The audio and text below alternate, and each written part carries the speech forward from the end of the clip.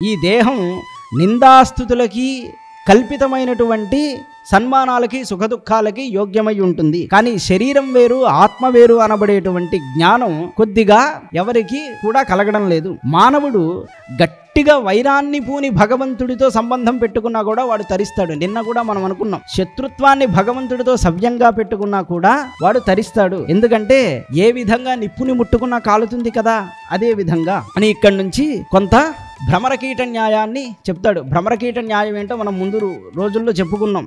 ఒక తుమ్మెద చిన్న పురుగుని భయం చేత తుమ్మెదగా మారుస్తుంది అన్నాం కదా, అదే భ్రమరకీట న్యాయం అంటే. భక్తులు భగవానుణ్ణి భక్తితో పొందుతారు, అలాగే ఇతరులు కూడా ఇతరమైన భావాలతో పొందవచ్చు. కామాద్ ద్వేషాద్ భజాత్ స్నేహాత్ యథా భక్త్యేశ్వరే మనః ఆవేశ్య తదఘం హిత్వా బహవస్తద్గతిం గతాః అంటున్నాడు. భక్తులు భక్తితో పొందితే కొంతమంది కామంతో పొందుతారు, కొంతమంది ద్వేషంతో పొందుతారు, భయంతో పొందుతారు.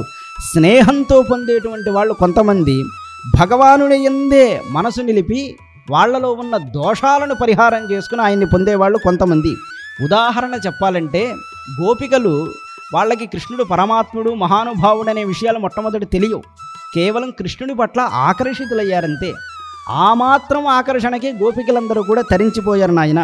కంసుడు, స్వయంగా మేనమామైనటువంటి కంసుడు ఎప్పుడూ కృష్ణుని భయంతో తలుచుకున్నాడు. ఆ భయం కారణంగా ఆ కంసుడు ఏం చేస్తున్నా ఎక్కడెక్కడైనా కృష్ణుడే కనబడేటువంటి వాడు. ఆ కారణం చేత కంసుడు తరించాడు.